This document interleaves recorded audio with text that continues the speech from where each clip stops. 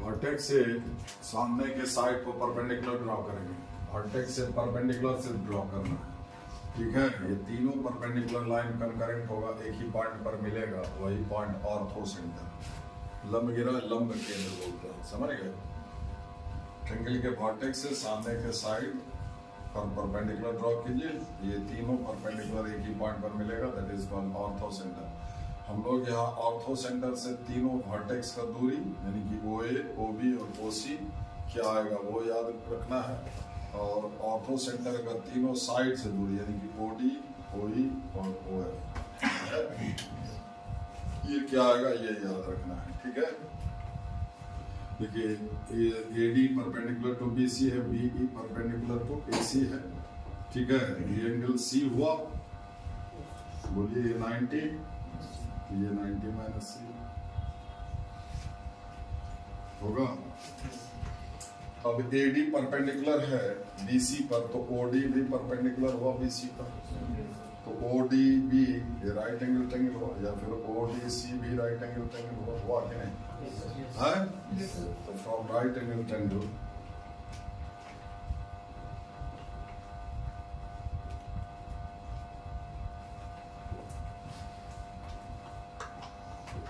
ODB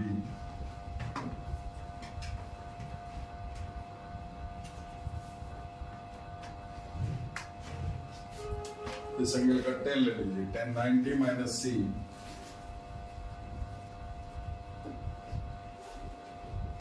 equal to perpendicular by base, ठीक है। ये हो गया कॉट C, तो OD बराबर BD कॉट C,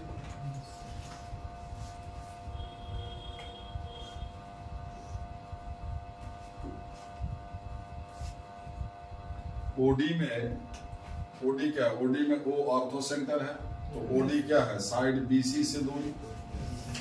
तो OD का रिजल्ट देख करके आप मतलब क्या निकल जाएगा? ऑर्थो सेंटर O का साइड BC से दूरी, OD मिला तो OD का रिजल्ट देख करके OE भी लिख लेंगे, साइड AC से दूरी, और OF भी लिख लेंगे, समझ गए। तो अगर आप यहाँ फिर इस राइट एंगल ट्रायंगल में आइए, अगर प्रोजेक्शन फार्मूला याद है तो ये A हुआ, ये B हुआ, ये C हुआ और ये B हुआ, तो BD क्या हो गया? BD हो गया AB का BC पर प्रोजेक्शन, ये C cos B होगा। अगर प्रोजेक्शन हम खाली याद दिला रहे, ऐसे समझ में नहीं आया होगा, तो आप ये ADB राइट एंगल ट्रायंगल है, वो किसी को नहीं आता, प्रोजेक्शन फार्मूला बताते जरूर है, जब प्रोजेक्शन का काम आता है तो वो काम नहीं आता। हमारी बोली उसको राइट एंगल ट्रायंगल ADB, ठीक है। इस एंगल का कॉस ले लीजिए, कॉस B बराबर बेस बाय हाइपोटेनस यानी कि C, तो BD बराबर C cos B, ठीक है, ठीक है। यहाँ लिखिए BD बराबर C cos B, ठीक है। इसको लिख लीजिए cos C by sin C, ठीक है। OD बराबर क्या आ गया? इसको साइन रूल से C बराबर 2R sin C, 2R sin C, ये sin C कैंसल आउट हो जाएगा, बचा खाली 2R cos B cos C। तो ट्रायंगल का एक साइड में, ट्रायंगल का दो वर्टेक्स इन्वॉल्व होता है, साइड BC में ट्रायंगल का वर्टेक्स B और C इन्वॉल्व है, एक साइड में ट्रायंगल का दो वर्टेक्स मतलब दो कोण इन्वॉल्व रहता है, ठीक है। जिस साइड से ऑर्थो सेंटर का दूरी निकालोगे, जिस साइड से ऑर्थो सेंटर का दूरी निकालोगे, उस साइड में जो जो वर्टेक्स इन्वॉल्व है उसका क्रॉस का प्रोडक्ट, ठीक है, इनटू 2R, ठीक है।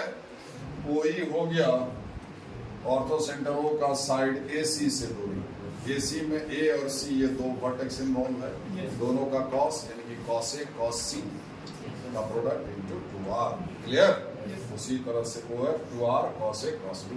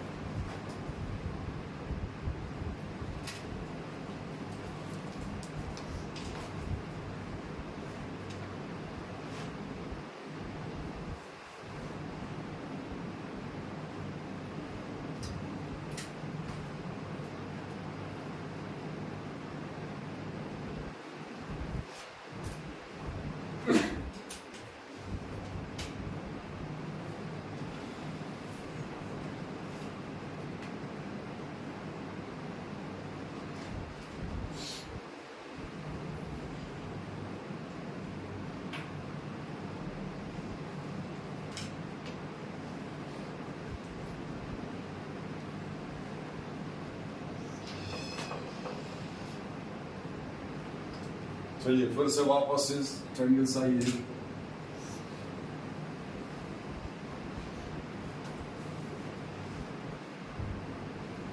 ODB इस एंगल का कॉस ले लीजिए, cos 90 minus C equal to base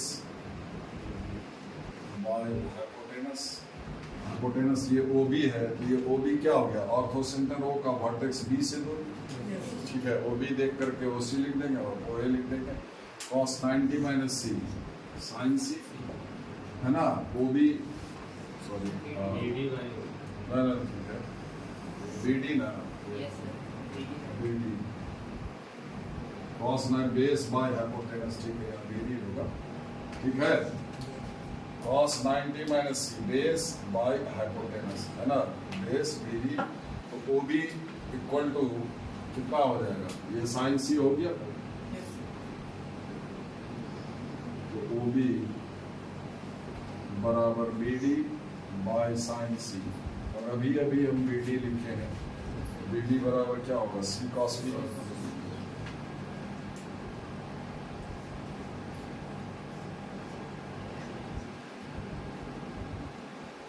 side C को 2R साइन C लिखिए, साइन C नीचे से कैंसिल हो जाएगा, 2R लॉस करो, बड़ा आसान है।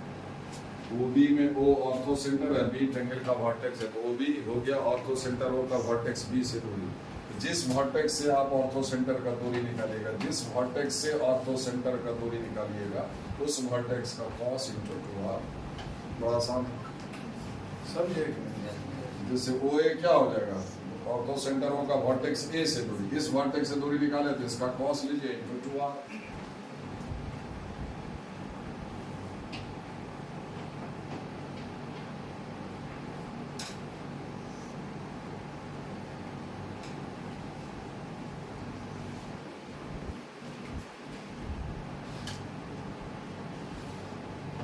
साइड में दो वर्टेक्स इन्वॉल्व रहता तो दोनों का cos रहेगा, ठीक है।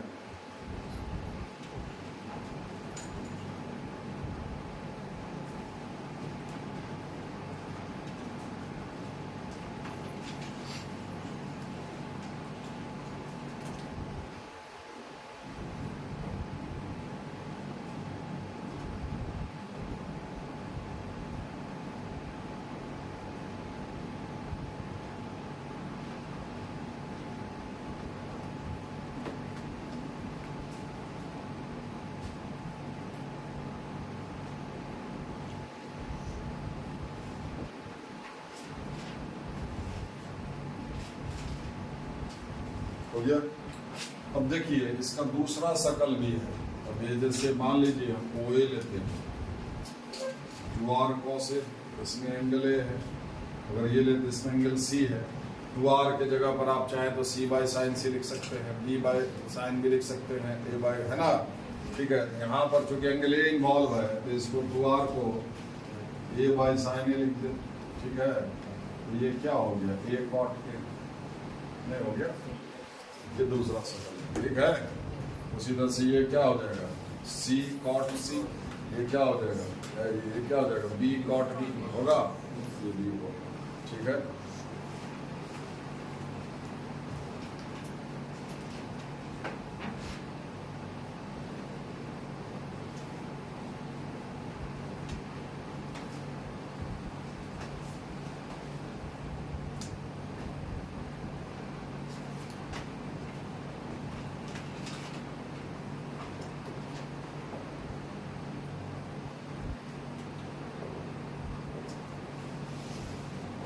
Polygon closed geometrical figure,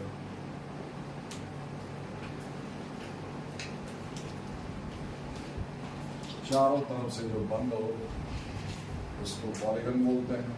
सबसे कम साइड वाला पॉलीगन ट्रायंगल हुआ, दो लाइन से तो फिगर बंद नहीं होगा, समझ गए।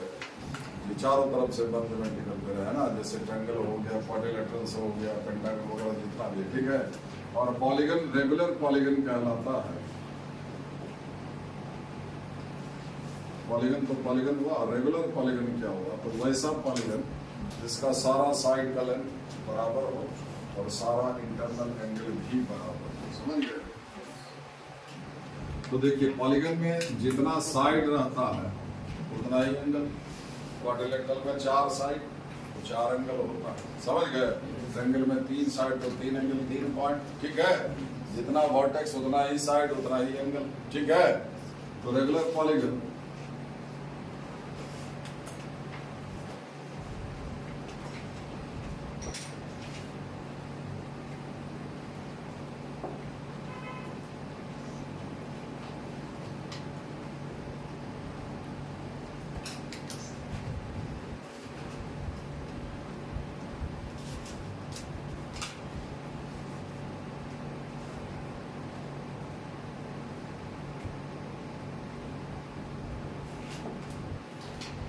जैसे इक्विलैटरल ट्रायंगल हो गया, रेगुलर पॉलीगन 3 साइड का, ठीक है, ठीक है। हुआ नहीं स्क्वायर 4 साइड वाला रेगुलर पॉलीगन हुआ, क्योंकि चारों साइड का लंबाई बराबर है, चारों इंटरनल एंगल 90 90 90 करके, इक्विलैटरल ट्रायंगल में 6 से 6 करके तीनों एंगल है, ठीक है। उसी तरह से पेंटागन है, हेक्सागन है, हेप्टागन है, ऑक्टागन है, ये सब है, ठीक है। तो रेगुलर पॉलीगन में क्या खास बात है, जितना तरह का तुम सेंटर अभी पढ़े, सेंट्रॉइड है ना, इन सेंटर, सर्कम सेंटर है ना, ये सारा कोइंसिडेंट होता है, मतलब एक ही पॉइंट पर सब होता है। मतलब जो पॉइंट किसी ट्रायंगल का, जैसे इक्विलैटरल ट्रायंगल का सेंट्रॉइड निकालने को कहे तो तुम उसका सर्कम सेंटर निकाल दो, या सर्कम सेंटर निकालने को कहे तो सेंट्रॉइड निकाल दो, वही पॉइंट सब हो जाएगा, समझे। सर्कम सेंटर निकालने को कहे सेंट्रॉइड निकाल दो तो वही पॉइंट सेंट्रॉइड ही सर्कम सेंटर है, वही इन सेंटर है, क्लियर, ठीक है, ठीक है।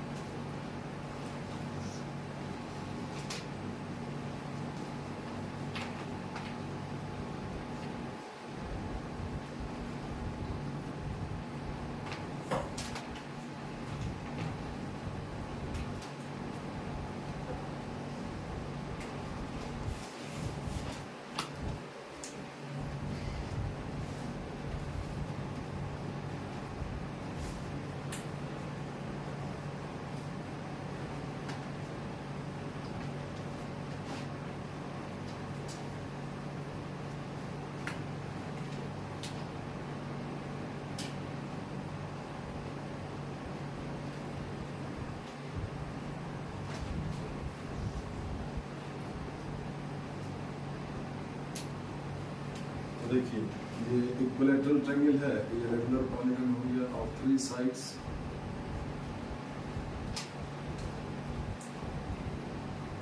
ठीक है। तो मान लो ये इसका सर्कम सेंटर, ठीक है, तो यही पॉइंट इन सेंटर भी हो जाएगा, यही पॉइंट सेंट्रॉइड भी हो जाएगा। अगर ये सर्कम सेंटर है तो इसको सेंटर लेकर के आप एक सर्कल ड्रॉ कर सकते हो जो ट्रायंगल के तीनों वर्टेक्स को छू करके जाएगा, होगा कि नहीं? Yes sir. ये सर्कम सर्कल हो, ये सर्कम सेंटर है, तो ये सब दूरी क्या हो जाएगा, सर्कम रेडियस कैपिटल आर होगा। अब देखिए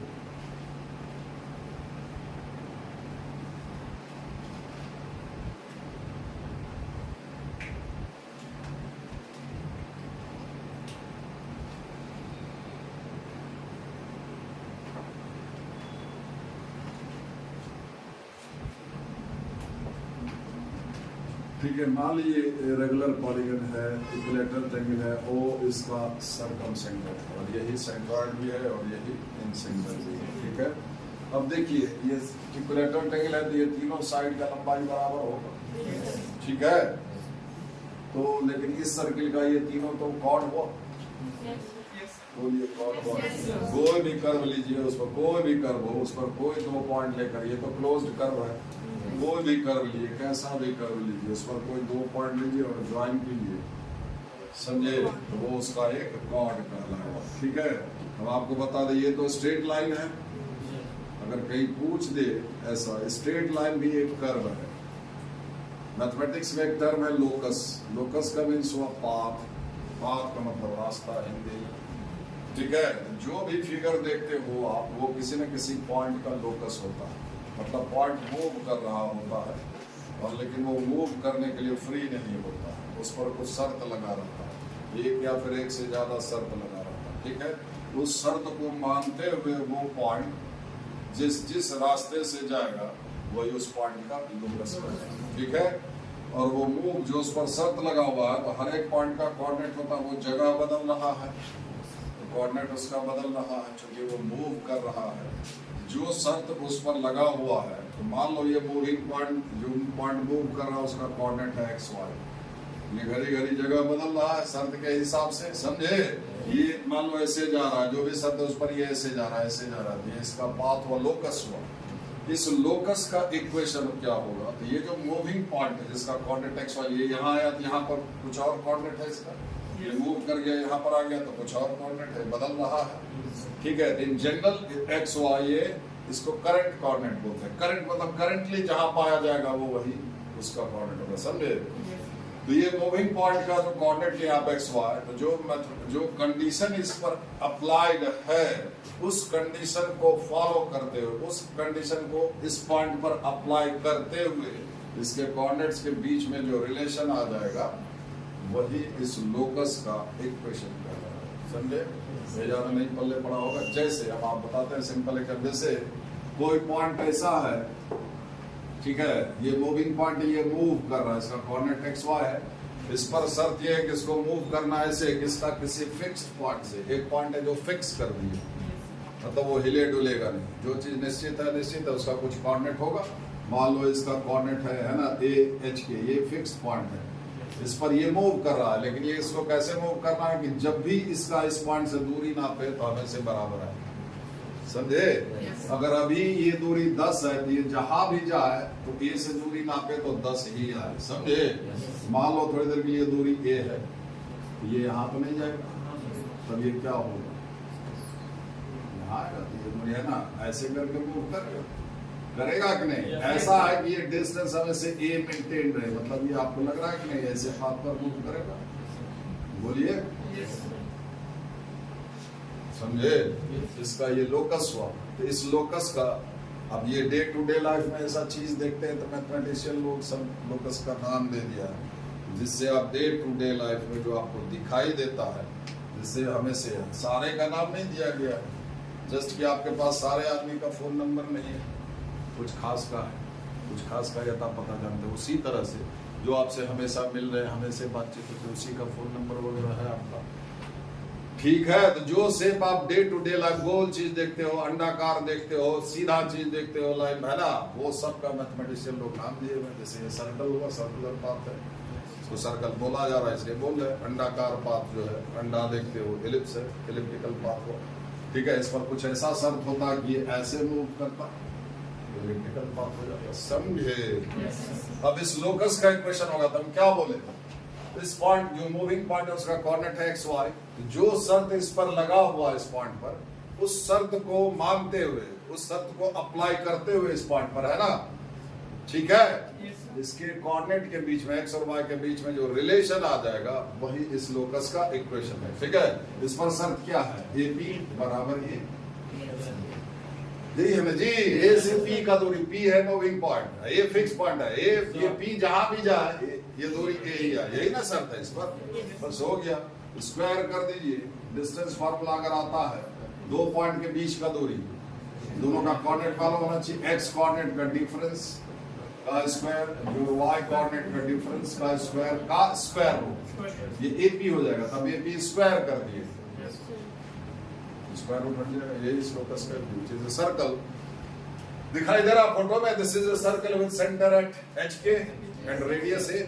तो अगर किसी सर्कल का सेंटर का कोऑर्डिनेट मालूम हो, रेडियस का लंबाई मालूम हो, तो उसका इक्वेशन लिखा जा सकता है, एक्स माइनस सेंटर का एक्स कोऑर्डिनेट का whole square, Y minus centre का वाई कोऑर्डिनेट का होल स्क्वायर बराबर रेडियस का स्क्वायर। इसमें कुछ भी ऐसा नहीं है जो आपको नहीं समझ में आए, ठीक है। नहीं समझ में आता पढ़ना छोड़ दे, ठीक है।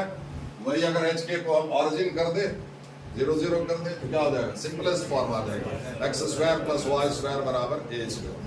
तो फिलहाल ये क्या है, लोकस, ठीक है। तो लोकस हम ये बताने जा रहे थे, कहते हो ये जैसे ये कर्व है, और ये स्ट्रेट लाइन है। एक्चुअली स्ट्रेट लाइन भी एक कर्व ही है। मेरा मकसद सिर्फ वो लोकस का क्वेश्चन है, लोकस क्या होता है वो समझाना था, और आई थिंक ये आप सब समझ गए होंगे। ठीक है, ठीक है। कोऑर्डिनेट स्टार्ट करें। कोऑर्डिनेट में पहला चैप्टर लोकस ही है। तो अगर कहीं पूछे तो ये कहते हैं कि ये सरल रेखा है, स्ट्रेट लाइन भी एक कर्व ही है, और ये तो कर्व है ही, तेरा मेरा को नॉर्मली कर्व बोलते हैं। ठीक है, तो ये जो कर्व है ये कैसा कर्व है? ये वैसा कर्व है, ठीक है, जिसके लोकस पर, जिसके पाथ पर, जैसे ये कर्व है ना, ये वैसा कर्व है जिसके पाथ पर, जिसके लोकस पर अगर कोई दो पॉइंट ले, ठीक है, और उस दोनों पॉइंट को ज्वाइन कर दे, तो जो ये सेगमेंट मिल रहा है, तो जो ये पार्ट मिल रहा है, ये पार्ट इस लोकस पर नहीं है।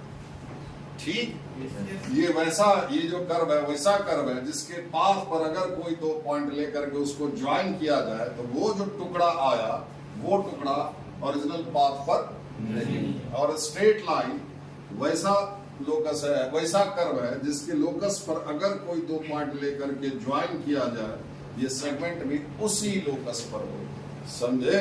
इससे फर्क है। So straight line is also a curve. ठीक है, तो ये अब देखिए, ये इक्विलैटरल ट्रायंगल है, तो ए बी बी सी सी ए है ना, ये साइड हुआ इसका जो इक्वल है। लेकिन अगर सर्किल के बारे में सोचे तो बी बी सी सी ए क्या इसका कॉर्ड हुआ, और सिर्फ कॉर्ड नहीं, इक्वल कॉर्ड्स है। और एक कहावत है, equal chords subtend equal angle at the centre of the circle. अगर खाटे हिंदी में बोले, कॉर्ड को हिंदी में जीवा बोलते हैं। तो किसी वृत्त में समान जीवा वृत्त के केंद्र पर समान कोण बनाती है। ठीक है, तब ये जीवा, ये कॉर्ड केंद्र पर, सेंटर पर कितना बड़ा एंगल बना रहा है? इसका दोनों छोर को, बी और सी को केंद्र से, सेंटर से जोड़ दिए। ये जो एंगल बना, ये एंगल कौन बना? ये कॉर्ड बना है। कहां पर बना है? सेंटर। अब ये कॉर्ड जो बनाएगा, इसका दोनों छोर को जोड़िए, एक जुड़ा हुआ है, एक ये जोड़ दिए, ये एंगल बना। ठीक है, और फिर ये बना ये एंगल, ये तीनों एंगल बराबर होगा। अगर ये थीटा हुआ तो ये भी थीटा होगा, और ये थीटा हुआ तो थीटा जो और थीटा बराबर 2 पाई, तो थीटा बराबर क्या हो जाएगा? 2 पाई बाय थीटा। क्या है? हर एक कॉर्ड द्वारा सेंटर पर बनाया गया एंगल। क्लियर? वो क्या आया? 2 पाई बटा number of side of the polygon. ठीक, ऐसे ही अगर स्क्वायर है, 4 साइड वाला रेगुलर पॉलीगन हुआ? नहीं हुआ। स्क्वायर जो है वो 4 साइड वाला रेगुलर पॉलीगन हुआ कि नहीं हुआ? ठीक है, इसका सेंटर ये हुआ है ना, यही सरकम सेंटर है, यही इन सेंटर है। ठीक है, तो ये कॉर्ड जो एंगल बनाएगा, ये चारों इक्वल कॉर्ड्स है, चारों सेंटर पर समान एंगल बनाएगा। ये कॉर्ड जो एंगल बनाया वो ये है, ये कॉर्ड जो एंगल बनाया वो ये है, ये जो बनाया वो ये है, ये जो बनाया वो ये है। ये थीटा, ये भी थीटा, ये भी थीटा, ये भी थीटा, तो जोड़ दीजिए। 4 थीटा बराबर 2 पाई, तो थीटा बराबर कितना हो गया? 2 पाई बाय 4, यानी कि पाई बाय 2। ठीक है, 2 पाई बटा number of each chord will subtend, जो एंगल का क्या होगा? मेजर क्या होगा? 2 पाई बटा number of side of the polygon. Clear? अब ये क्या हो गया? Pi by 2। आप कहते हो कि ये क्या है? स्क्वायर का डायगोनल है, कहते हो शायद, है ना, कि डायगोनल जो है वो इंटरसेक्ट करता है राइट एंगल। समझे? जो वर्ग का विकर्ण है, कर्ण है, विकर्ण बोलते हैं साइड डायगोनल को, वो समकोण पर काटती है एक दूसरे। ठीक है, मतलब दोनों के बीच का एंगल 90 डिग्री। देखिए है, थीटा 90 है ना, ये सारा 90 90 90। ठीक, तो अगर n साइड वाला रेगुलर पॉलीगन है, तो हर एक साइड सेंटर पर कितना एंगल बनाएगा? नहीं बता पाइएगा? 2 पाई बटा नंबर ऑफ साइड, यानी कि 2 पाई बाय n। ठीक है,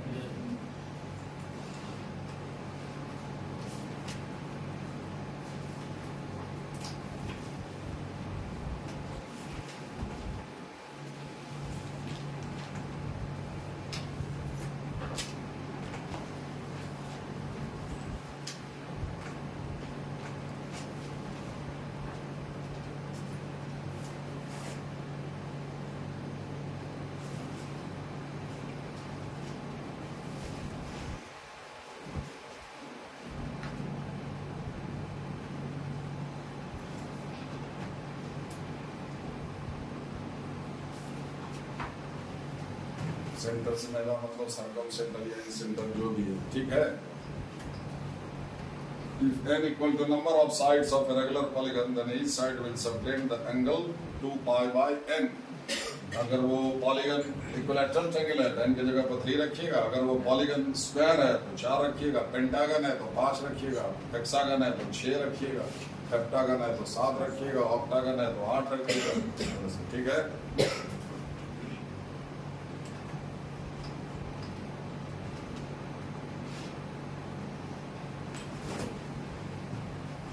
और ये n साइड वाला रेगुलर पॉलीगन है। एक और फार्मूला याद कीजिए, सम ऑफ इंटरनल एंगल्स।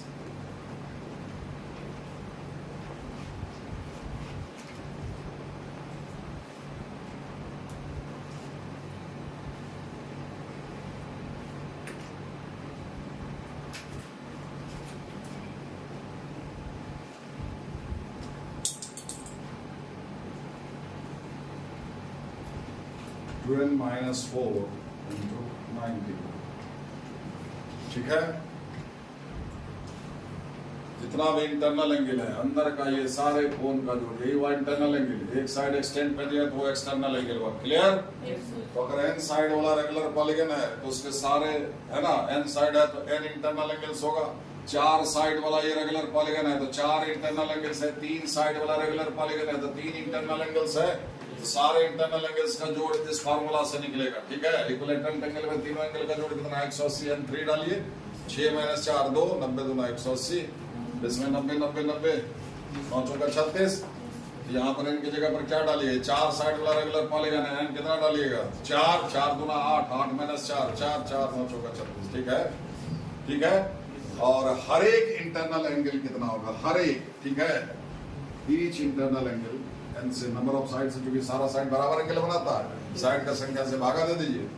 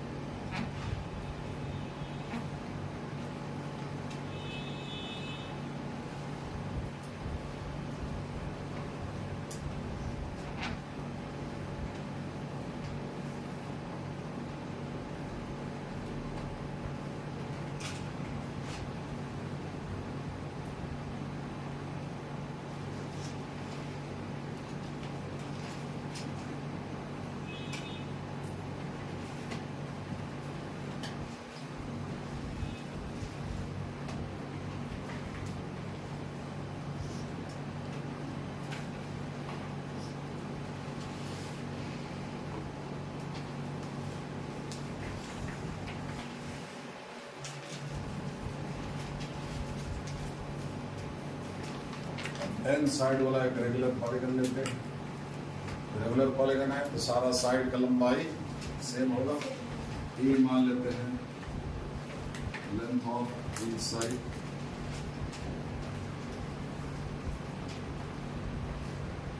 ठीक है।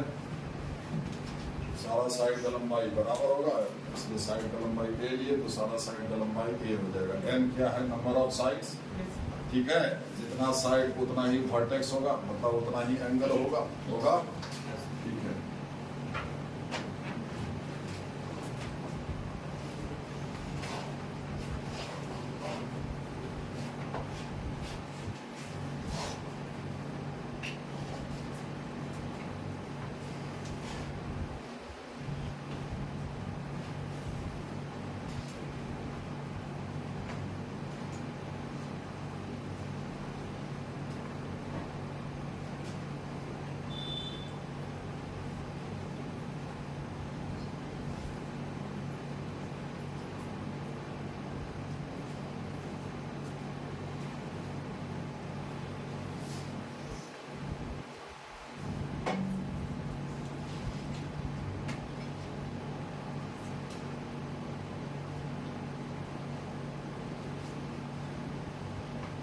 ये 2-3 साइड ही हम खाली दिखाए हैं। A1 से लेकर के n वर्टिसेस है n तक, तो n साइड रहा होगा। ठीक है। इसका मान लेते हैं ये O सरकम सेंटर है, वो इन सेंटर भी हो जाएगा। बोलिए, बताए हैं, सब चीज मेमोराइज कीजिए। हम कह रहे हैं कि बार बार कर रहे हो कि आप 3 साल भी प्रयास करेंगे तो नहीं होगा, समझे। और अगर नहीं तो 6 महीने के अंदर हो जाएगा। अब NIT निकालना वो बरगला देने से थोड़ी होगा, वो उतना आसान रहा नहीं, समझे। क्योंकि तुम नहीं पढ़ पा रहे हो, दूसरा पढ़ ले रहा है। आप चाह रहे हैं किसी तरह से, जिस तरह से अब तक कट गया बढ़िया से, उसी तरह से आगे कट जाए, कुछ नहीं होगा, घर वापस जाओ, सीधी बात, समझे। चाहोगे, कुछ नहीं आ रहा, फिर भी 6 महीने के अंदर ड्रास्टिक चेंज आ जाएगा। रेगुलरिटी रहना चाहिए, कॉन्फिडेंस रहना चाहिए। जो खुद नहीं कर पाया वो तुमको क्या बताएगा, वो कहेगा नहीं होता, क्योंकि उसका अपना, उसको सामर्थ्य ही नहीं। होता कैसे नहीं होता है तो होता कैसे, लड़का उतना जाता कैसे, लगभग 1000 सीट्स है, 1000 जा रहा है ना, तो आप अपने आप को उसमें क्यों नहीं देख रहे। आप सोचिए ऐसे, कहीं पर 5 सीट है, ठीक है, तुमको तो एक ही ना चाहिए, तुमको 5 सीट, अगर ये सोच है 5 है मेरा तो नहीं होगा, मतलब सबसे गधा तुम ही है। आप ऐसे सोचिए कि आपको 1 सीट चाहिए, आपके लिए 4 ज्यादा है, समझे। आपको तो 1 ही चाहिए, तो वैसा से मिलोगे जो खुद मारा हुआ है, समझे। तो ये आपका दुर्भाग्य है कि आप उसके पास बैठे क्यों, समझे। उसका तो सत्या ना, वो कहे चाहेगा कि तुम्हारा भला हो जाए, वो तो वैसा ही बात करेगा, फेल्योर है। मिलिए सक्सेसफुल से, समझे। तो आप उससे मिलिए, उससे क्यों मिलने जा रहे हो, वो तो उल्टा ही बात करेगा, आपको कुछ करने से पहले ही रोक देगा। और अगर आपके पास विद्या की कमी है तो आप सोच नहीं पाइएगा कि हमको क्यों ऐसा कह रहा है। वो विद्या के अभाव में ये होता है, जाओ चाहे कहीं भी, पढ़ा हुआ होना चाहिए। एक साधारण कॉलेज में भी अगर आप ताकत लेकर के जाते हैं, विद्या लेकर के जाते हैं, तो झंडा गाड़ दीजिएगा। और अगर नहीं, ऊपरे ऊपरे जैसे तैसे करके किसी अच्छे कॉलेज में भी चले, सबसे अच्छे कॉलेज में चले गए, वहां भी आप कुछ नहीं कर पाइएगा। देखिएगा दूसरे को कैसे पैकेज मिल रहा है, क्या भाव मिला, आपको बहुत कम मिल रहा है, समझे। तो वहां अल्टीमेटली ये है, ये हर जगह पे करेगा, ठीक है। इसलिए सीख करके जाओ, कहीं भी जाओ खाली मत जाओ, समझे। और जब करेंगे ईमानदारी से तो बेहतर मेरा क्यों नहीं होगा, दूसरे का हो जाएगा और मेरा नहीं होगा। अगर ये सोच है तो फिर कभी कुछ होगा ही नहीं, समझे। कलाम साहब नहीं कहते थे कि इंतजार करने वाला, खाली सोचने वाला उतना ही पाता है जितना प्रयास करने वाला छोड़ देता है। ले बचा को चले जूठा, ठीक है। प्रयास कीजिए, मेहनत करने वाला हमेशा कामयाब, करते रहिए। आप ये मत सोचिए कि क्या होगा। अरे हम खराब नहीं कर रहे, ईमानदारी से मेहनत करें तो बुरा क्यों होगा। नेगेटिविटी आने ही मत दीजिए, और वैसा जो बात करे खिसक लीजिए वहां से, कुछ बहाना से, समझे। बड़ा मुश्किल है, अपने नहीं हुआ है ना कि हम तो डूबेंगे सनम, तुमको भी ले डूबेंगे, यही फंडा है, ठीक है। देखिए, तो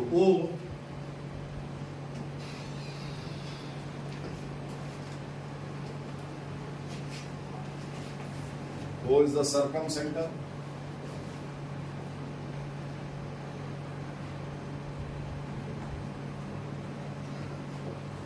as well as the incenter, ठीक है।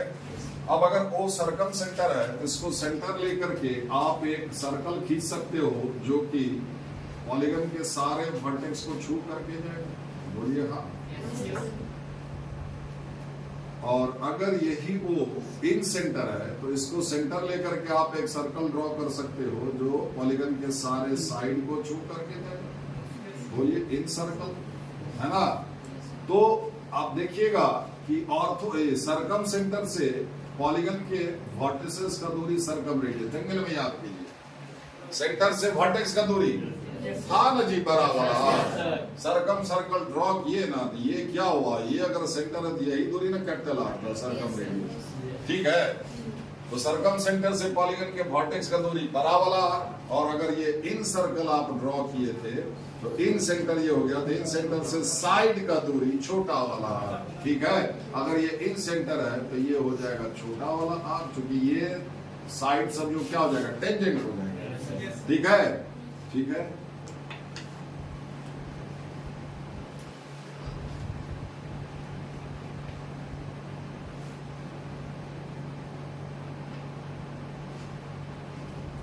ये बड़ा वाला, ये बड़ा वाला, ये छोटा वाला, ठीक है। समझे कि नहीं समझे? हम सर्कल नहीं ड्रॉ कर रहे, फिगर थोड़ा ये हो जाएगा, समझ गए आप? है बस हम जस्ट आपको समझा दिए, बोल दिए कि ये डॉटेड लाइन से ऐसे ये है सर्कल, ये सर्कल सर्कल है, ठीक है,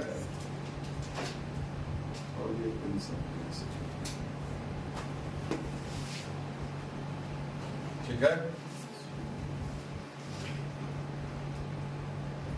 अब देखिए, अगर ये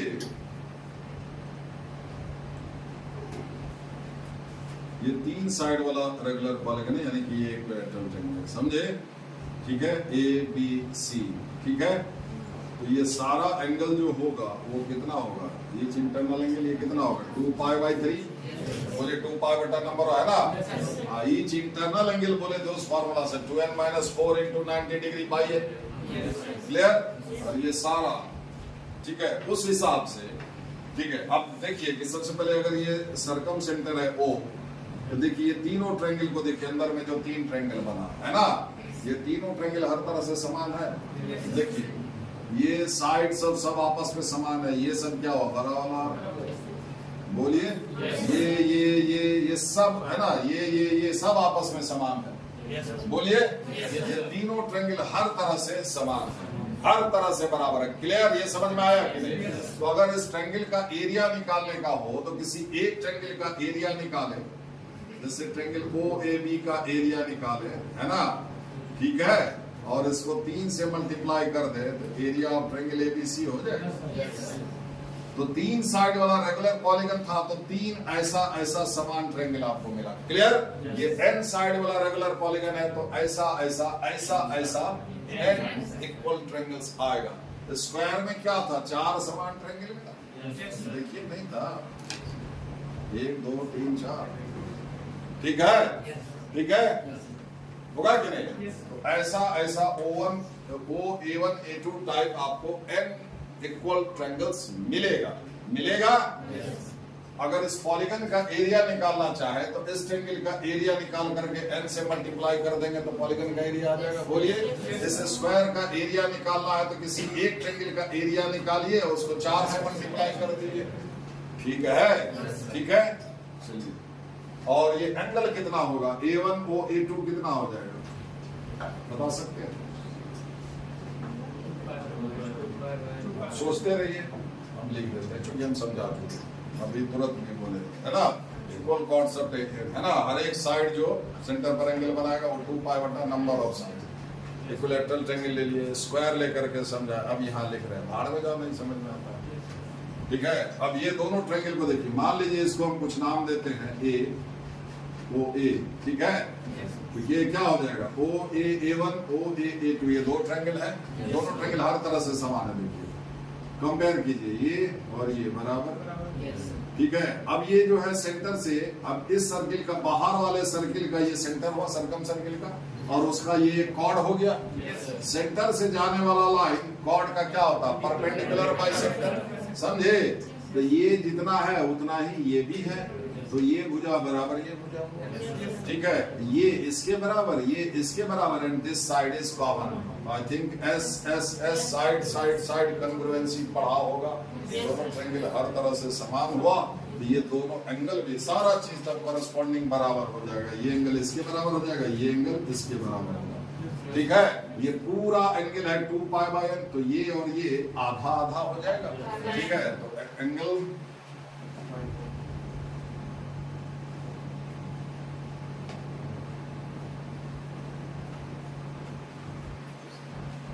π/n, ठीक है। चलिए, साइड का लंबाई कितना लिए हैं? A, ये पूरा यहाँ से A1 A2 ये दूरी कितना है? A। अब चूंकि ये और ये बराबर है तो ये आधा आधा हो जाएगा, A/2 होगा, ठीक है, चूंकि ये मिडिल पॉइंट हो गया, बोलिए, ठीक है, ठीक है। अब देखिए ये लाइन जो है कॉर्ड का, ये क्या होता है? परपेंडिकुलर बाइसेक्टर, मतलब ये लाइन है ना, OA जो है A1 A2 पर परपेंडिकुलर भी है, मतलब OA A1 है ना, या फिर OA A2, ये दोनों राइट एंगल ट्रायंगल है, ठीक है। तो इस एंगल को अगर कंसीडर करें, इस एंगल के लिए ये परपेंडिकुलर हो जाएगा, ये बेस हो जाएगा और ये हाइपोटेनस हो जाएगा। राइट एंगल ट्रायंगल हम बार बार बोले, जिस एंगल को कंसीडर करोगे उसके सामने जो साइड पड़ता है वो परपेंडिकुलर होगा, हाइपोटेनस इनवेरिएंट होता है। समझ गए? जैसे ये राइट एंगल ट्रायंगल है, ये एंगल अगर लोगे इसके लिए ये परपेंडिकुलर होगा, ये बेस होगा, हाइपोटेनस ये रहा। अगर ये एंगल लोगे तो इसके लिए ये परपेंडिकुलर, ये बेस, ये हाइपोटेनस। हर मामले में हाइपोटेनस इनवेरिएंट। समझ गए? ठीक है। उसी तरह से अगर वो एंगल लेंगे तो उसके सामने जो साइड पड़ रहा है ये एंगल लेंगे, ये A1A, ये परपेंडिकुलर, ये बेस, ये hypotenuse. Clear?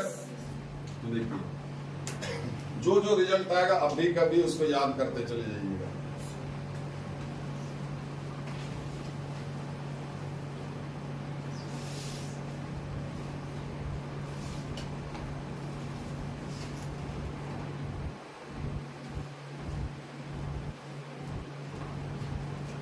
Ten pi by N, इस एंगल का 10 लिए, ये पाई बाई एन है, देख लीजिए वहां 10 पाई बाई एन बराबर परपेंडिकुलर बाय बेस, है ना? तो A/2 by R small, A/2 by R, तो A/2R हो जाएगा। ठीक है। तो A बराबर क्या हो जाएगा? इससे दोनों रिजल्ट, A बराबर 2R 10 पाई बाई एन। अगर इक्विलैटरल ट्रायंगल होता तो A बराबर 2R 10 पाई बाई 3। अगर स्क्वायर होता A बराबर 2R 10 पाई बाई 4, A बराबर 2R हो जाता। और अगर R लिखना है तो R बराबर हो जाएगा A/2 cot pi by n, है ना? पॉलीगन का side in terms of in radius और in radius in terms of side of the polygon, एक ही चीज है। R ये सब यहाँ करता है ना, R बराबर ये 10 पाई बाई यहाँ कर दीजिए, ऊपर कर दिए cot पाई बाई, R बराबर A/2 cot पाई बाई, है ना? दोनों ही याद रखिए, नहीं कि इससे उसको निकाल लेंगे, सो नहीं। A बराबर 2R 10 पाई बाई n, जब R बोले तो कौन R बोल रहे हैं? क्योंकि दोनों R यहाँ पर मौजूद है, समझे? A बराबर 2R 10 पाई बाई n या फिर R बराबर A/2 cot pi by n, याद हो जाना चाहिए।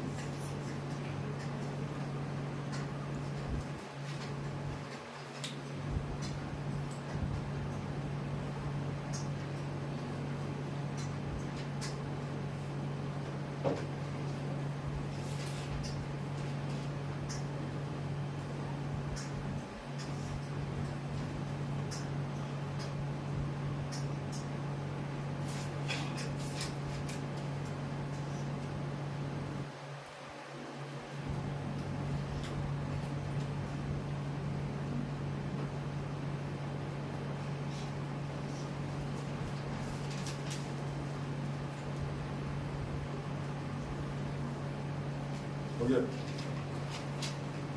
फिर इसी ट्रायंगल में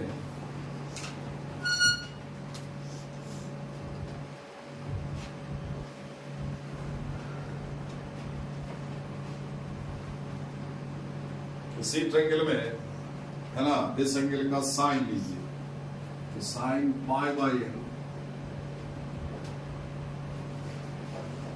साइन पाई बाई एन बराबर परपेंडिकुलर बाय हाइपोटेनस, जबकि A बाई ये होगा 2R, तो इससे क्या मिलेगा? A equal to 2R sine pi by, बड़ा वाला R तो साइन पाई बाई, छोटा वाला R तो 10 पाई बाई।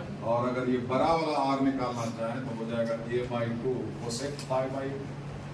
ठीक, तो A बराबर 2R sine pi by, R बराबर A/2 कोसेक पाई बाई।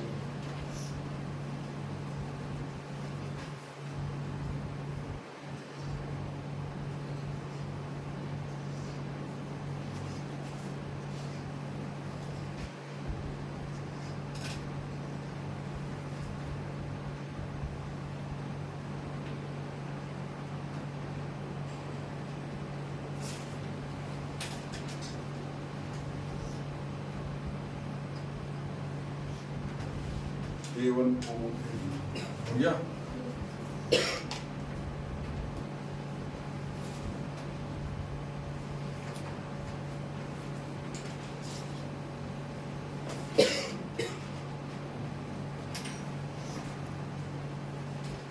अब पॉलीगन का एरिया मान लीजिए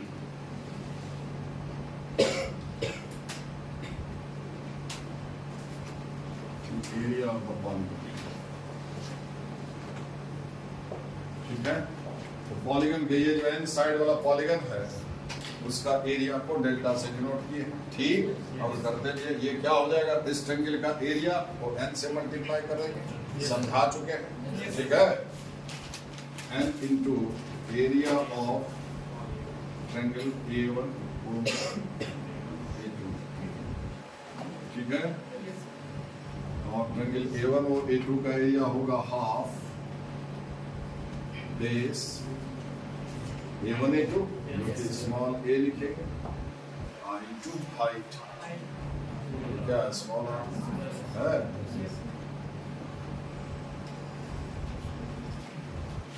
ठीक है, तो अब आपके पास दो तीन उपाय है। अब इस साइड ए को आप आर के टर्म में जानते हैं लिखना, अभी तुरंत बताया है, एकदम रिस्पॉन्स लीजिए, कुछ कीजिएगा है ही नहीं, चाहिएगा चमत्कार हो जाए, कुछ नहीं, डिग्री लो घर जाओ, ऐसा बहुत करता है। कुछ चाहिए, कुछ खास हो जाए तो खास करना पड़ेगा, समझे, और हर उस चीज से दूर रहो जो खास बनने में रुकावट पैदा करे, हर उस चीज से दूर रहिए, तब ये होगा। आसान नहीं है, कभी नहीं कहते आसान है, कभी नहीं, भूल से भी नहीं। आर, अगर आप स्मॉल ए के टर्म में आर बराबर अभी क्या देखे थे, ए बराबर 2r10π। ठीक है, हम आर बराबर कर रहे हैं a/2 cot π। देखिए आर बराबर a/2, आर बराबर a/2, एक a/2 पहले से, फिर ये a/2 हो जाएगा तो a²/4, पीछे n है तो n a²/4 cot π।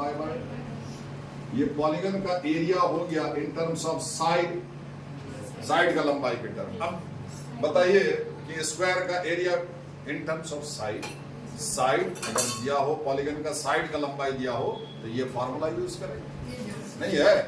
अब जैसे स्क्वायर का एरिया क्या होता है, साइड लेंथ का स्क्वायर, भुजा स्क्वायर होता है, स्क्वायर के लिए n क्या हो जाएगा, 4 होगा, ये 4 कट जाएगा, ए स्क्वायर, ये क्या है साइड लेंथ का, ये साइड लेंथ है, ये साइड लेंथ का, ये 4 कट ही गया, cot π/4 का मान 1 होता है, भुजा स्क्वायर।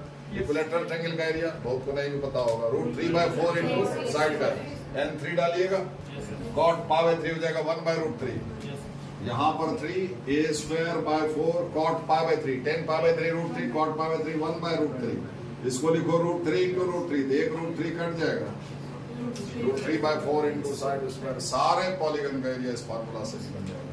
हेक्सागन हो, हेप्टागन हो, समझे, खाली साइड का लंबाई देते हुए। तो पॉलीगन का area in terms of side n a²/4 cot π/n। ठीक है,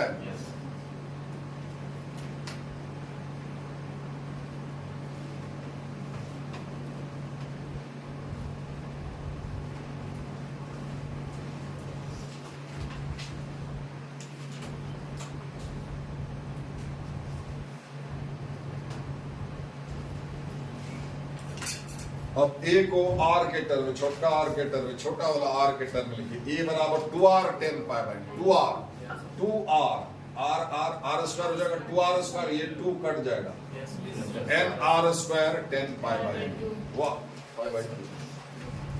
a बराबर क्या लिखेंगे, 2r10π/, 2r10π, 10π रहा, 2r² 2 कट जाएगा तो nr² 10π/।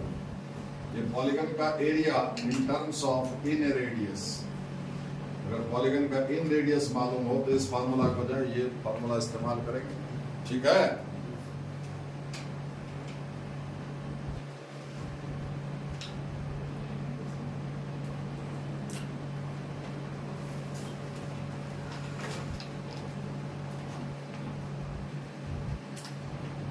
अब देखिए ये वाला लीजिए आप, ये साइड और इन ये सर्कम रेडियस में संबंध है ना, तो डेल्टा बराबर n a²/4 है ना, n a²/4 cot π/n है ना, a बराबर 2r capital R 2r sin π/n।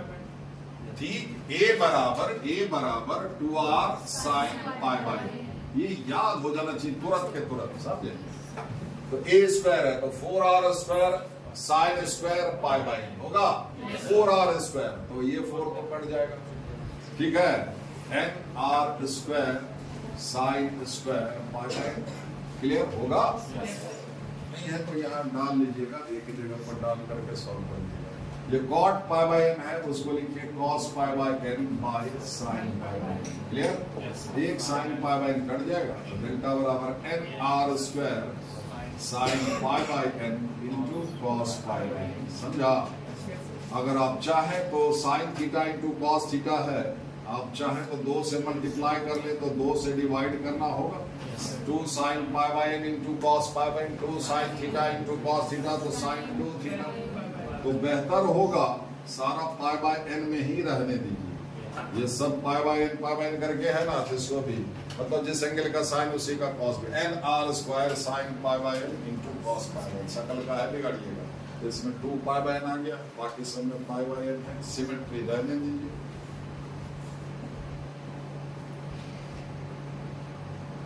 किताब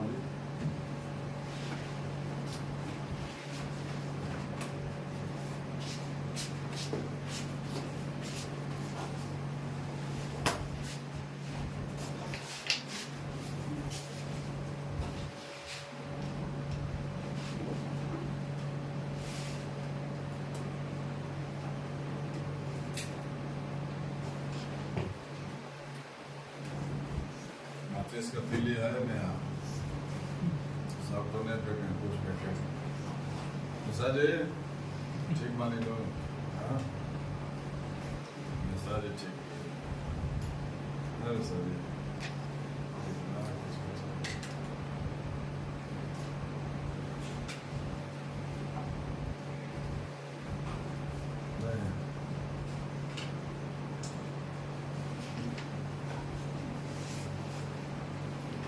हो गया? देखिए एक सवाल लिखिए।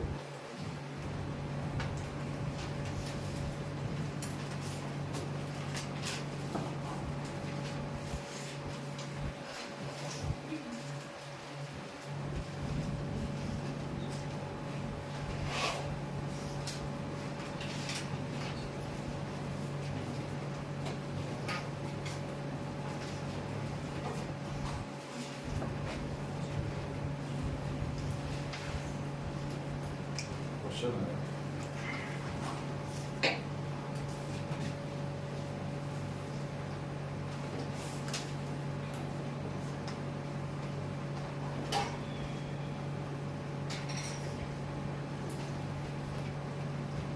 the area of the circle and the area of a regular polygon.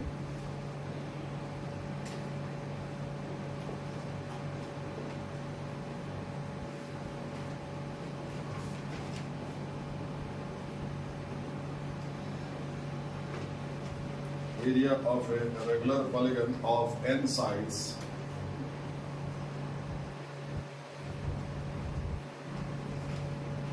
regular polygon of n sides and of perimeter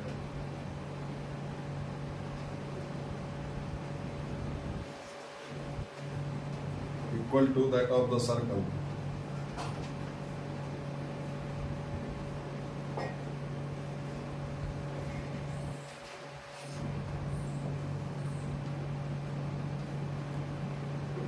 Equal to that of the circle are in the ratio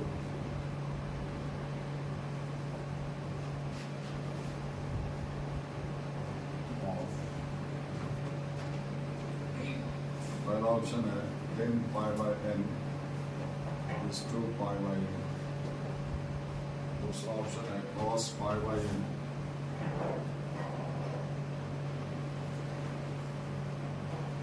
is 2 pi by n sin pi by n।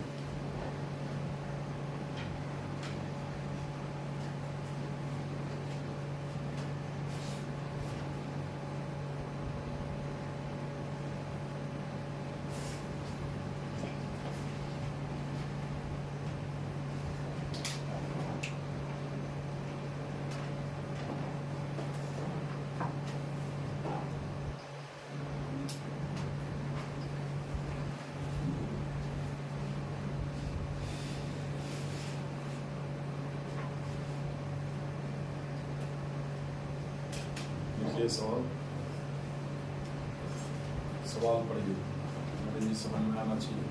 देखिए क्या लिखा हुआ, the area of the circle and the area of a regular polygon. Circle का area, कोई circle दिया हुआ, कोई एक पॉलीगन दिया हुआ है, दोनों का एरिया का बात कर रहा है। कैसा क्या करना क्या है, the area of the circle and the area of a regular polygon of N sides. N side वाला रेगुलर पॉलीगन है और एक सर्कल है, ठीक है। उसके आगे जो दिया हुआ है वो सर्कल में और पॉलीगन में कुछ संबंध दिया हुआ है। And of perimeter equal to that of the circle, मतलब पॉलीगन जो है इन साइड वाला, polygon of N sides and of perimeter equal to that of the circle, मतलब जो पॉलीगन का पेरीमीटर है वही, मतलब पॉलीगन और सर्कल का पेरीमीटर बराबर है। अब ये कैसे निकालेंगे वो अलग बात है, पहले सवाल समझे कि नहीं।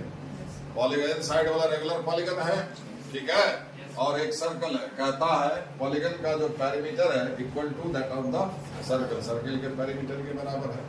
आर इन द रेशियो, अब यहां से पढ़िए, बीच का लाइन छोड़ देना। एरिया ऑफ द सर्कल, पहले सर्कल है, and the area of a regular polygon, area of circle and area of a regular polygon are in the ratio.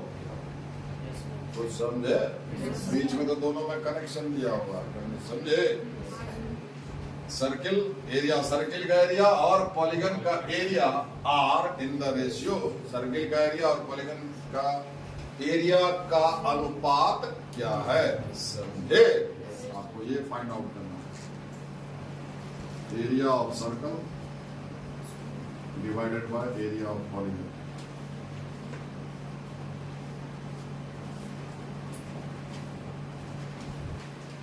ठीक है। अब जो कंडीशन दिया हुआ है, मान लीजिए पॉलीगन का साइड का लंबाई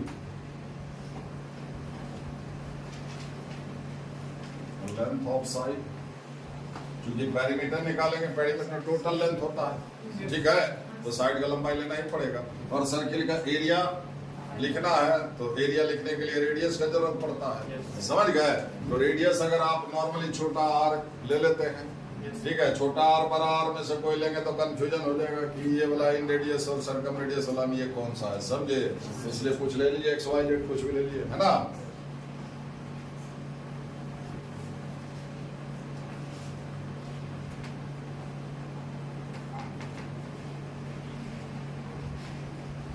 ठीक है, तो एरिया ऑफ सर्कल क्या हो जाएगा, पाई एक्स स्क्वायर।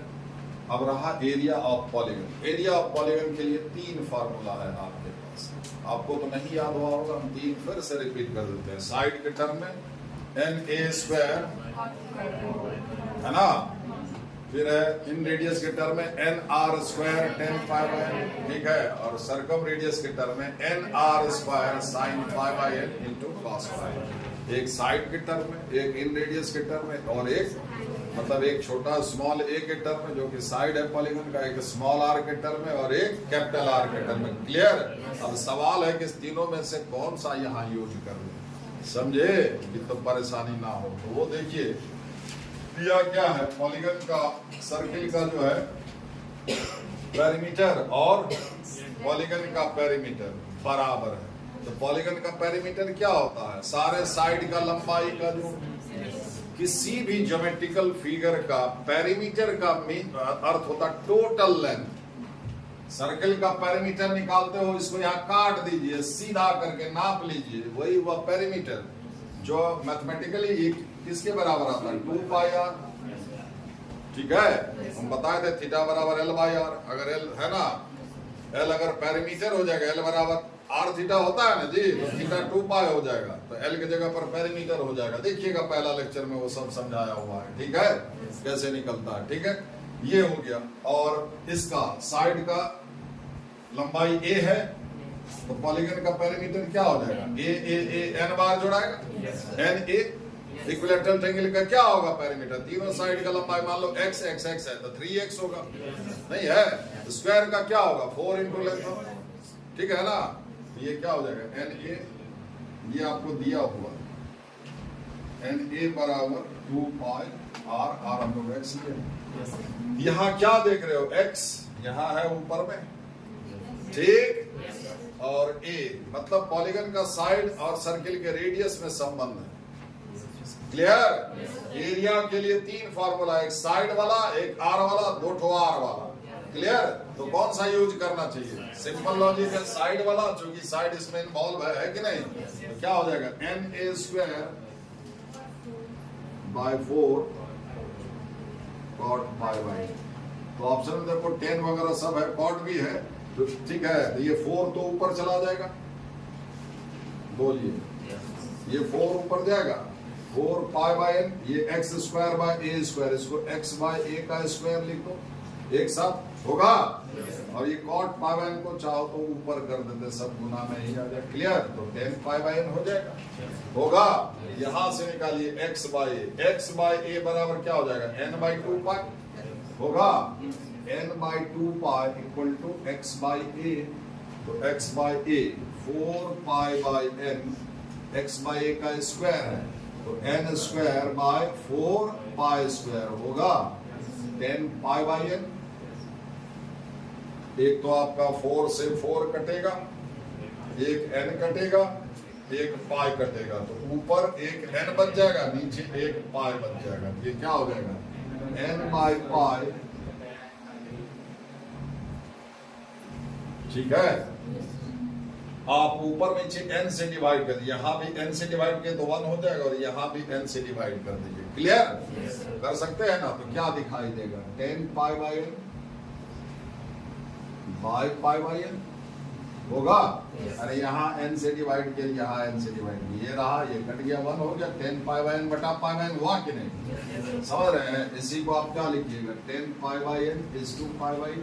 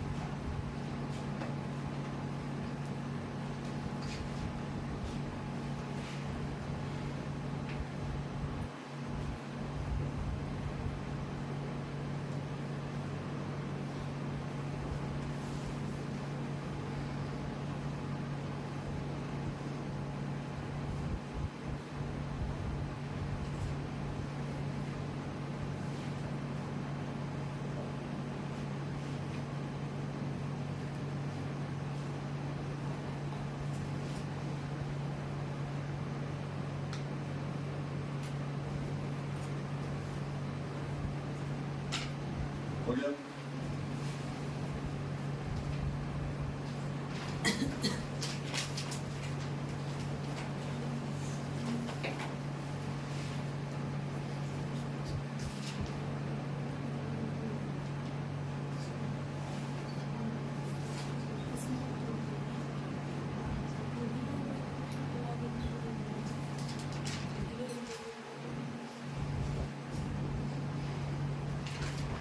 देखिए चीज हम बताते हैं, जब थ्योरी ऑफ इक्वेशन पढ़ेंगे उससे पहले ये फॉर्मूला जो बता रहे हैं वो किसी भी पॉलिनोमियल में सूट करेगा। हो गया है, देखिए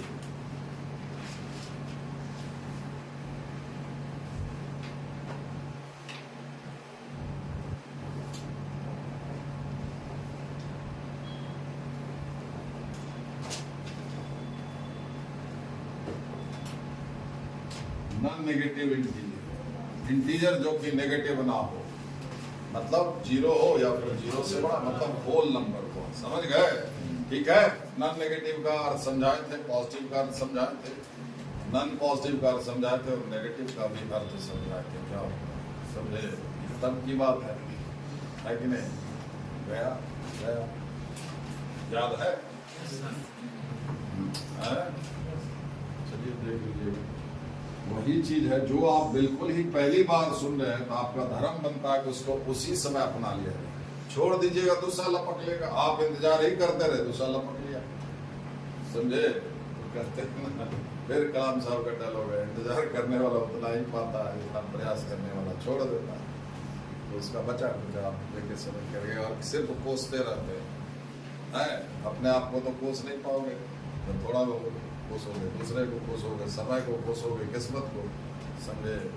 असलते आप करते प्रयास करते तो आपको भी अफसोस नहीं होगा, दूसरा कर लेगा, हम कर नहीं करेंगे, है कि नहीं। नहीं किया इसलिए आपको डर लगता है, वो भगा देता है, समझे? इसलिए बन के खड़े हो जाइए।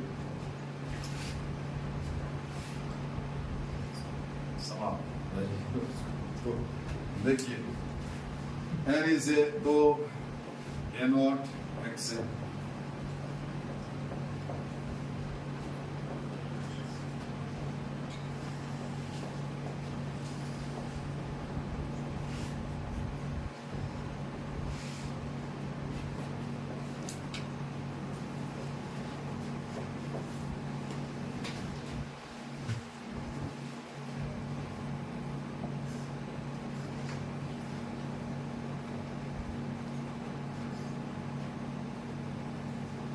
थ्योरी ऑफ इक्वेशन है। एक नजर अगर देख लीजिएगा तो पहले का वीडियो में है, थ्योरी डिटेल्स में समझाया हुआ। हम थोड़ा सा यहाँ बता देते हैं, ये n डिग्री का पॉलिनोमियल इक्वेशन, समझ गए?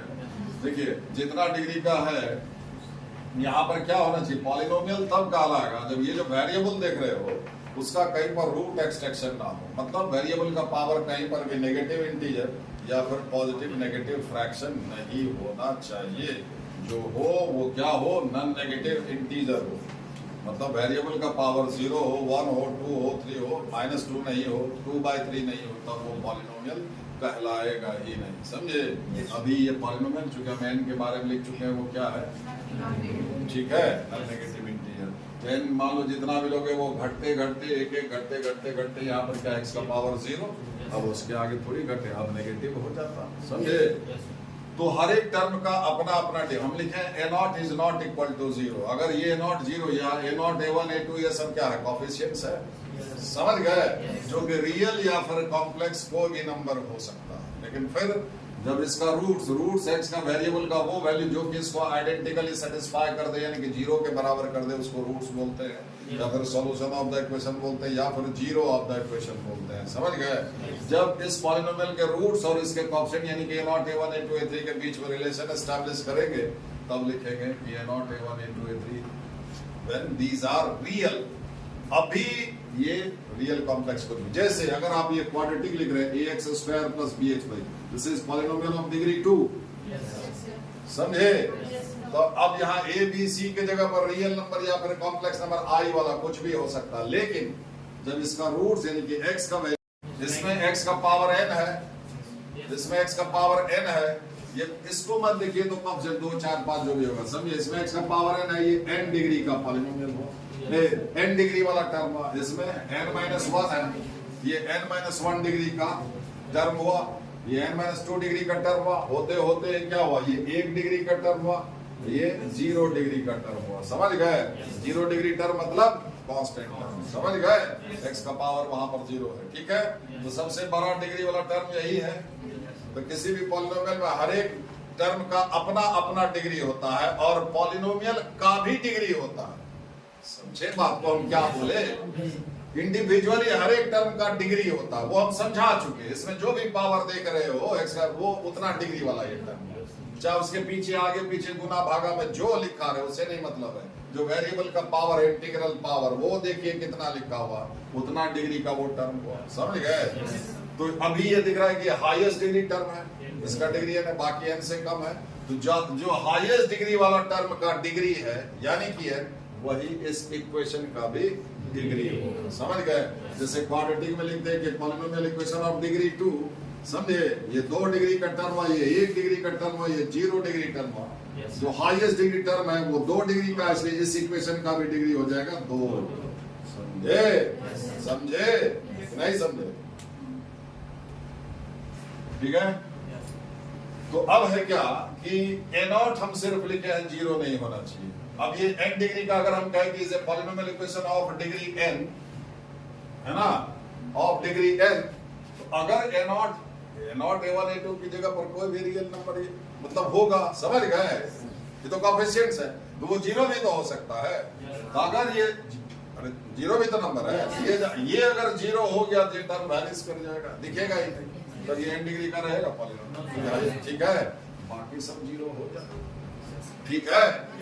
तो इसको कंप्लीट, अगर ये 0 हुआ तो एक टर्म घट जाएगा। अभी देखिए कितना टर्म है इसमें, n+1 टर्म है, नहीं है।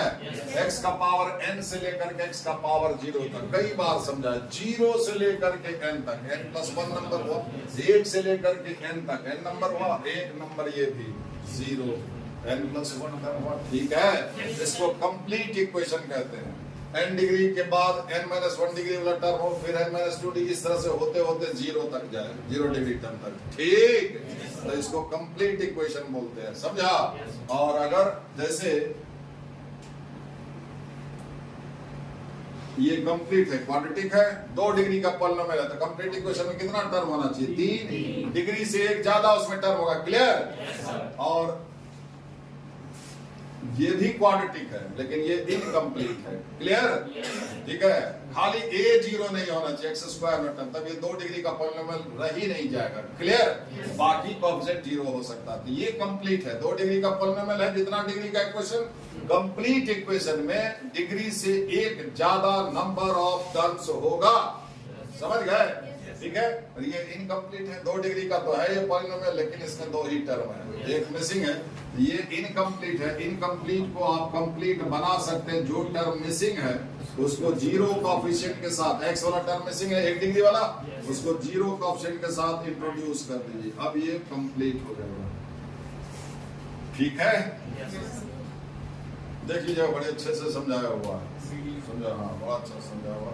वो स्टार्टिंग का जो कोविड के टाइम में ही उल्टा ही हो गया था, शायद पहला ही वीडियो उल्टा है, तो पेन से लिखा हुआ है, समझ गए? तो पूरा डिटेल्स में समझाया, बड़े काम का है वो, क्योंकि थ्योरी ऑफ इक्वेशन कहीं पर भी, पूरे मैथमेटिक्स में कहीं पर भी वो काम आता है, समझ गए? जैसे अभी हम बता रहे एक सवाल के लिए, इसमें एक सवाल हमको लिखा, यहाँ पर है, एक क्यूबिक दिया हुआ है, ट्रायंगल का साइड उसका रूट है, ऐसा सवाल है। ठीक है, क्यूबिक तो आप जानते नहीं है सॉल्व करने के लिए। ठीक है, हो गया ये नाम मिटा दें ये सब। तो इनकम्प्लीट को आप कंप्लीट बना सकते हैं। जो मिसिंग टर्म है उसको 0 कोएफिशिएंट के साथ, तो जितना डिग्री का इक्वेशन रहेगा उतना ही रूट्स होगा। n डिग्री का ये पॉलिनोमियल है, ठीक है, इसको मैक्सिमम जो होगा वो n रूट्स होगा, रियल या फिर कॉम्प्लेक्स, है ना। टोटल नंबर ऑफ रूट्स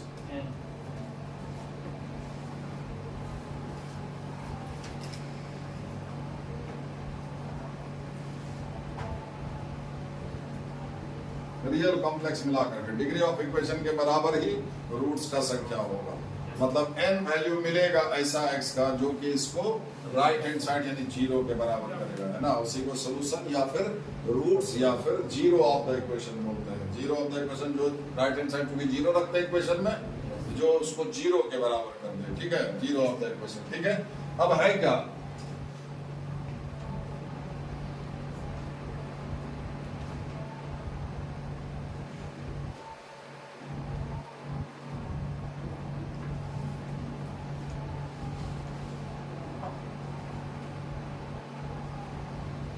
इसको n रूट्स होगा। मान लो अल्फा 1 से लेकर के अल्फा n तक n रूट्स है। क्लियर? अल्फा 1, अल्फा 2, अल्फा 3 गिनती का ऐसा जरूरी नहीं है कि सारा का सारा रूट डिफरेंट ही हो, कोई रूट रिपीट भी कर सकता है, नहीं है। क्वाड्रेटिक का दोनों रूट बराबर आ सकता है, समझे? रूट होता है, दोनों सेम नंबर। ठीक है, ऐसा हो सकता है, नहीं हो सकता है। दोनों d इक्वल टू 0 तो रूट्स रियल और इक्वल होता है, d ग्रेटर देन 0 तो रूट्स रियल और अनइक्वल होता है।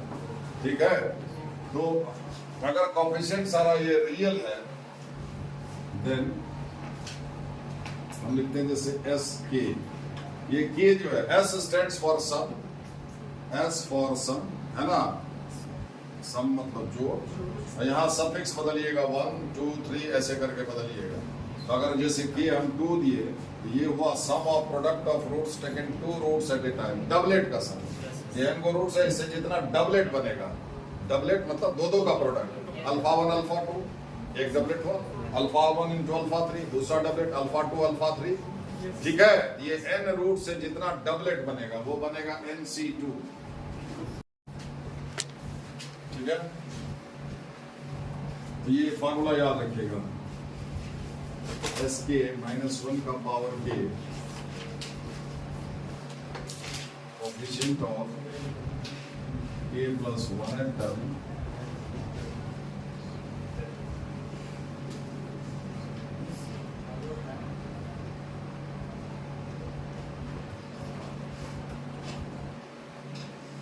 सेकंड। कितना भी डिग्री का पॉलिनोमियल हो, समझे, एस के बराबर -1 का पावर के कोएफिशिएंट ऑफ के प्लस 1 एट term by coefficient of first term. समझ गए? लेकिन इसमें कंडीशन ये है, ये फार्मूला लगाने से पहले देख लीजिएगा इक्वेशन कंप्लीट है कि नहीं। अगर इनकम्प्लीट है उसको पहले कंप्लीट बनाना होगा, और कैसे कंप्लीट बनाते हैं वो भी हम बता दिए। ठीक है, provided the equation is complete.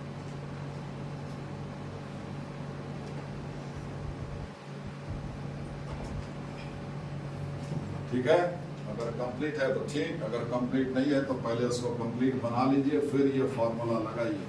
अब जैसे क्वाड्रेटिक में तो याद किए हो, alpha plus beta minus b by, है ना। अगर क्वाड्रेटिक ये वाला है ax square plus bx plus c equal to 0, a not equal to 0, ये इक्वेशन कंप्लीट है। इसका दो ठो रूट है, अल्फा और बीटा है, तो आप क्या कहते हो, sum of roots alpha plus beta बराबर माइनस बी बाई। अब इसी चीज को इस फार्मूला से निकालिए, क्या है, sum of roots taken one root at a time, अकेले अकेले का जोड़ है ना, एक एक, तो ये क्या हो गया, s1 हुआ। बोलिए s1 -1 का पावर 1, k1 डालिएगा, -1 का पावर 1, k की जगह पर 1 डाला है, तो कोएफिशिएंट ऑफ 1 प्लस 1 सेकंड। ठीक है, coefficient of second, first second term का कोएफिशिएंट यानी कि b by coefficient of first term. ठीक है, तो किसी में लगाइए। फिर आपको पता है product of roots c by लिखते हो। अब ये क्या हो गया, s2 का अर्थ क्या हुआ, डबलेट का सम। ये दो ठो रूट है, इससे जितना डबलेट बनेगा, देखिए वो तो डबलेट बनेगा। अरे एक और रहता था ना, मान लो gamma, alpha beta, beta gamma, alpha gamma, जब दो ही है तो डबलेट, दो का प्रोडक्ट एक ही ठो ना बनेगा मेरे भाई। तो वो क्या हो गया, ये हो गया s2। ठीक है, s2 निकालना है इस इक्वेशन में, तो s2 -1 का power 2, coefficient of 2 plus 1, coefficient of third term. ठीक है, third term, first term, second term, third term. यहाँ x का पावर 0 है, c हो गया कोएफिशिएंट, तो क्या हो जाएगा, c coefficient of third term by coefficient of first term, c by and. समझे? इसी में भी लगेगी। ठीक है, ये कॉमन हो गया, कितना भी डिग्री का पॉलिनोमियल हो ये लगाइएगा, बस ध्यान रहे कि ये कंप्लीट होना चाहिए। जैसे मान लीजिए ये क्यूबिक है, रियल या फिर कॉम्प्लेक्स, इसका 3 ठो रूट होगा, अल्फा बीटा गामा, मान लीजिए इसका 3 ठो रूट है। क्लियर? तो ये इक्वेशन इनकम्प्लीट है। ये फॉर्मूला लगाना चाहते हैं तो एक्स क्यूब के बाद एक्स स्क्वायर वाला टर्म होना चाहिए, वो मिसिंग है। उसके बाद एक्स वाला टर्म होना चाहिए, मिसिंग है। अरे 3 डिग्री का पॉलिनोमियल है, टोटल 4 टर्म होना चाहिए, डिग्री से एक ज्यादा। क्लियर? इससे कम होगा तो समझिए इनकम्प्लीट है। क्लियर? ठीक है, तो अब क्या करेंगे, अब इसमें अब देखिए आपके हिसाब से ये alpha plus beta plus gamma है ना, ये क्या हो गया, s1। Sum of roots taken one root at a time, अकेले अकेले का जोड़। क्लियर? देखिए एक बार नहीं समझे, दूसरा बार समझा रहे हैं। अब समझ समझ के जो कुछ ना समझे मेरे समझ में वो ना समझे, ठीक है, तो उसको तो फिर कोई मतलब फरिश्ता ही कुछ करे तो करे, इंसान के कुछ का है नहीं।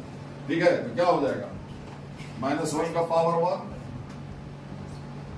कोएफिशिएंट ऑफ 1 प्लस है ना, 1 plus 1 second, 2 first second term का coefficient 0 by coefficient of first term जो कि 1 है तो 0। ये जो 3 रूट देगा, चाहे जिस किसी भी विधि से निकालिए, तीनों रूट को जोड़िएगा तो 0 ही आएगा। समझे? ठीक है, अब है डबलेट का सम, अल्फा बीटा, बीटा गामा, यही 3 को बनेगा, गामा अल्फा, ये हो गया s2। जितना रूट है s का सफिक्स उतने तक जाएगा। 3 रूट है तो s1 s2 s3 निकलेगा, s4 नहीं निकलेगा। Taken 4 root at a time, 4 का प्रोडक्ट का सम, तो रूट तो 3 है तो चौथा कहां से आएगा। क्लियर? 2 रूट है अल्फा और बीटा तो s2 तक ही गया, s3 आएगा इसमें। समझे? तो ये कितना, s2 -1 का पावर 2 होगा कि नहीं, alpha beta, beta gamma, gamma alpha, ये हो गया s2 -1 का पावर 2, कोएफिशिएंट यहाँ 2 डालिए, 2 plus 1 3, coefficient of third term, first term, second term, third term by coefficient of. ये जो 3 रूट देगा वो जो कुछ भी उसको 2 का प्रोडक्ट करके जोड़िएगा तो 0 ही आएगा। समझे? और लास्ट वन s3 ट्रिपलेट का सम, अल्फा बीटा गामा, एक ट्रिपलेट बनेगा। ठीक है, अल्फा बीटा गामा ये क्या हो जाएगा, s3 -1 का पावर 3, a की जगह पर 3 डालेंगे, -1 का power 3, 3 + 1 4, coefficient of 4 term, first term, second term, third term, fourth term. यहाँ x का पावर 0 है गुना में, वो नहीं लिख रहा है, ये 1 हो गया coefficient, 4 term by coefficient of, ठीक है।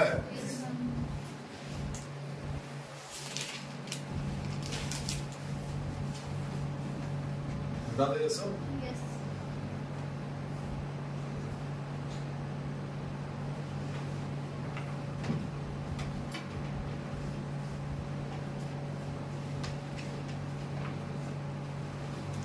Leave the sides of a triangle, सवाल ये रहा।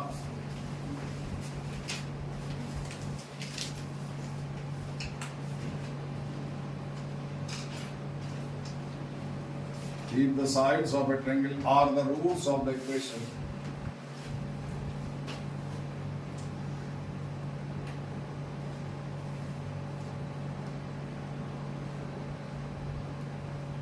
Are the roots of the equation x cubed minus 2x square minus x minus 16 equal to 0. Then the product of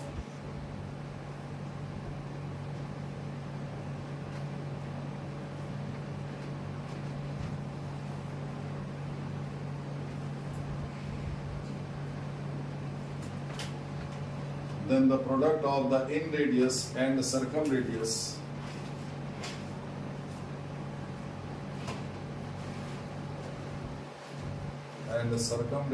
of the triangle is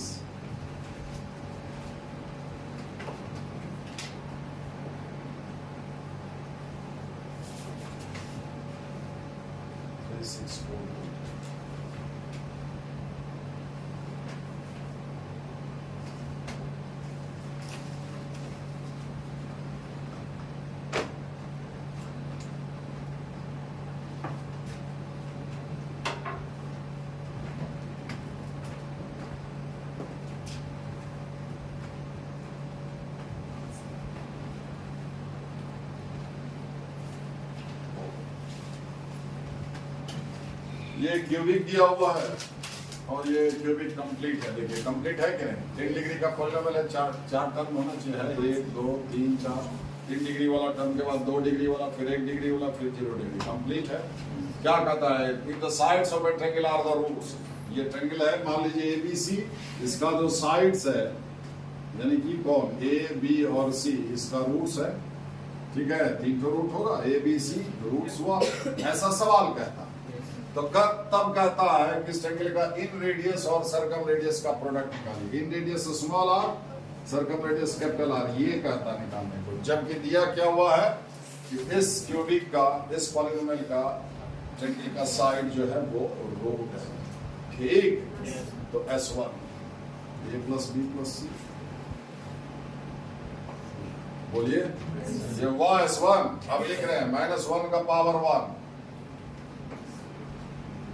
coefficient of second term, first term, second term का coefficient -2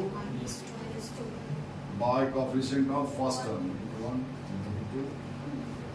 नाटक मत करना, एकदम clear cut समझा दिए हैं, समझे? अगर नहीं समझते तो पढ़ने का कोई हक नहीं। S2 डबलेट का सम, S2 हुआ -1 का power 2, coefficient of 2 + 1, third term, first term, second term, third term का coefficient -1 by coefficient of first term, कितना हो गया -1, ये तो प्लस हो गया, और एक और निकलेगा ट्रिपलेट, एक ही तो ट्रिपलेट होगा, -1 का power 3, coefficient of fourth term -16 by 1, that is 16, ठीक है। ऐसा ये 2s हो गया, 2s बराबर 2, तो s बराबर 1 नहीं हुआ।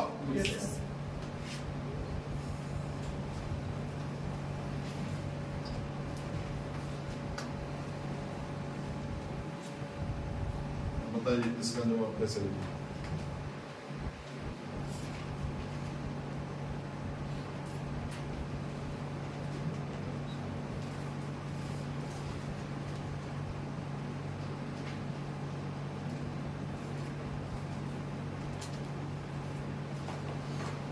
चलिए आर बराबर क्या हो जाएगा, डेल्टा वाई एस, सब है आपका, है ना।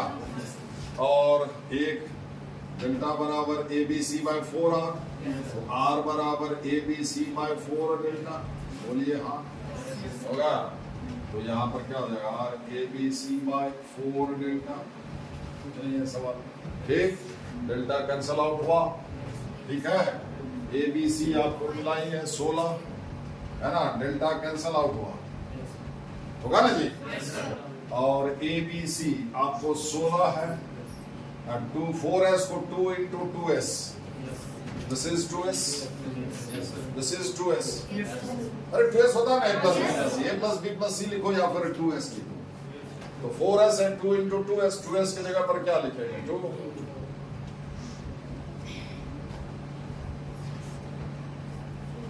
अगर ये फंडा पता था लिखना जानते हैं तो सवाल बिल्कुल आसान। अब ये स्ट्राइक करना चाहिए कि यहाँ आर और आर को लिखें क्या, ये आपके प्रैक्टिस पर है, नहीं तो सोचते ही रह जाइए, समझे कि क्या डालें इसमें, समझे, इसलिए रगड़िया जरूरी है।